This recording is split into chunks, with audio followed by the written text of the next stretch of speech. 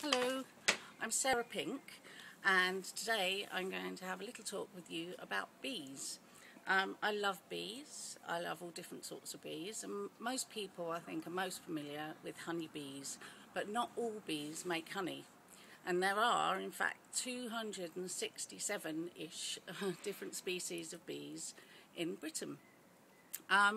Unfortunately, over the last few years, there's been a decline in bee populations, not just here, but all around the world.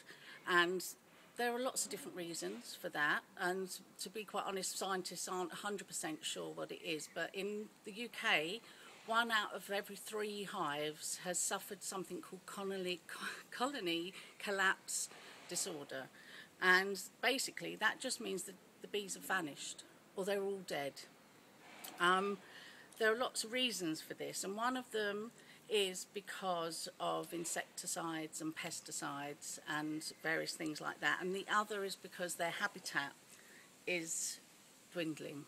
So something we can do to try to help them and encourage them is, first and foremost, you can put flowers in your garden.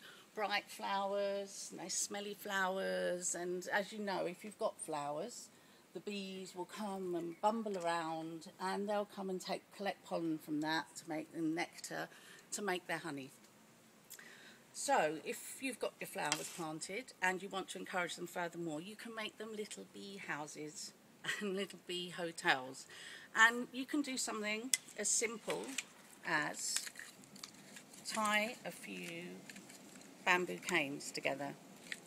Now, you try and keep them a little bit level, but you can see here that they're perfect little sizes for bees of various types to come along and live in there. And what they'll do is they'll go in and they'll live, and they'll build a little wall on one end, and then they'll make their little homes in there.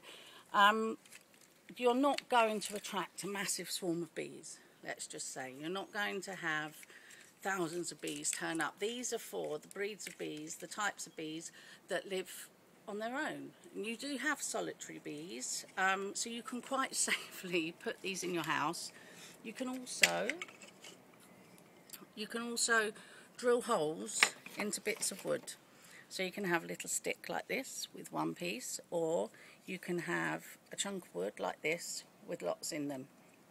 And these can just be individually. You could literally just put those 2 sticks up away in a tree somewhere. For some reason, this is a camellia, and it likes ericaceous soil, and just like lime conditions. So if you've got one of these, for some reason the bees really love it, even though there aren't any flowers on it at the moment. So you could just take a couple of those, you could tie them together, and you could probably just put them in that way. And they go in horizontally, not vertically. They go in horizontally like that. You could then take a piece of pipe like this. This has been cut to obviously get a nice length, and you could pop a few packets of these, or just pack it solidly. And once again, you could just put that in a tree, on the wall, on top of the roof, which is where I'm going to put mine, the shed roof, not the house roof. And really, really, probably the most simple way is you could literally just get a little flower pot, just take off your bamboo sticks, and they would need to be a bit shorter this, and just lay them in it and put that somewhere so it's steady. Something else to think about when you're doing this, because bees don't like little splinters, and I think that's fair enough, because a tiny little splinter on something like this is, to a bee, that's massive. So if you imagine someone came and put big spikes all over your door. And also when cutting bamboo, if you just look, because here on these little sections of the bamboo, this actually is a join, so there's a wall there. So putting that way isn't really going to work. So put it that way, where you can get it. And also, I'll just do a little bit like that, and you can see, I think, all the soft pulp just smoothing down and coming out. And also just a little bit of sandpaper, just sand it down just to take off the splinters, because they don't want splinters. So there we go. But as this is punk rock gardening, I'm going to use a drum to make a nice little bee hotel. So what I'm going to do, move everything, whoops, a daisy. I'm going to move everything out of the way, and I'm just going to place in there all the bits and bobs that I've put together. So these little bits of bamboo, like that. I've got a few loose ones here that I'll just put all together, level them up. The other way round, Sarah. Just level them all up and tie a little bit of twine round it. You could just, well, you could do anything really. You could tape round them, I suppose, but if slugs get in there, they'll probably eat it all up. Let's see if I can tie a knot for the camera. Probably not. Ha ha ha. Right, there we go. Ah, there we go. So that's just to hold them together a little bit anyway. And we'll place that in there. And some more. Now, I'm trying to do a nice mixture of this because, you know, as I say, there are 267 different species of bees in the UK. So they don't all like the same place, as we don't all like the same sort of place to live. Something else that's important to think about as far as our bee colonies go is one of the other big contributing factors to their decline is to do with insecticides and pesticides. And one of the worst ones that has been proved to have an effect on bees is something called Roundup. Now, Roundup, you're probably quite familiar with it. You can buy it at the garden centre. And you, for some insane reason, people are allowed to buy it and use it in their homes. Well, Roundup is slowly making its way into our food chain.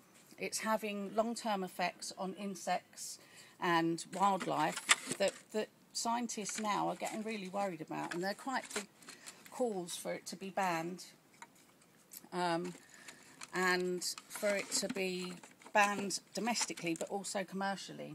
The reason Roundup is so predominant is because a company called Monsanto, who some of you may be familiar with, who made GMO crops, and GMO crops are crops that are obviously genetically modified.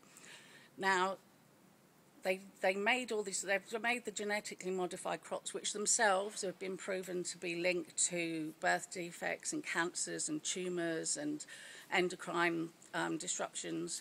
And what they've done is they've made these plants what they call Roundup ready. And what that means is that they can spray a whole field with Roundup, and everything else that hasn't been genetically modified will die, which is a necessity really in these days of absolute intense farming, where great massive sweeps of the countryside are put aside to one crop. And if you've got a single crop, as I've mentioned before, if you have a whole group of things together that are the same species of plant, like just all carrots or all cabbages, then they're going to attract all the same little pests. So pesticides and insecticides have been developed to use on a commercial scale. GMO crops, as I say, are already linked to certain health problems, and Roundup is also linked to these problems. And it's quite hard, even though in the UK we've done quite a good job of keeping them out of our country. Slowly, politicians are coming around to thinking about letting them in. So if you don't know about Monsanto and genetically modified things, then really just go online and have a little look about it. So here we are. Now, these are all a bit higgledy-piggledy at the moment, and I'll have to do some more later on, but I'm going to try and get them a little bit more balanced. Oh. And there we are. I have a little... I'll probably do this now, it'll probably fall off, but please stay. Up there now is a perfect little bee hotel, and all different types of bees can come along, have a look, hang out for a while, and they can maybe just hang out there for now, but they can also nest there and sleep there, hibernate there in the winter. Little welcome sign for the bees. There we go. And something else you have to take into account and you have to think about as well is that bees don't cope well with being damp over the winter, so this will protect them a little bit from that. So always, if you're thinking about where to put them, somewhere here that's got really good sort of tree cover, so you're not going to get much rain through, or even inside a little outbuilding or something. But you want to keep them dry. They will cope with winter because they're native to this country, but you want to keep them full stop, really. So I hope that's helpful. I hope you've enjoyed it, and I hope you'll give it a go, and I'll see you next time. Okay, bye-bye.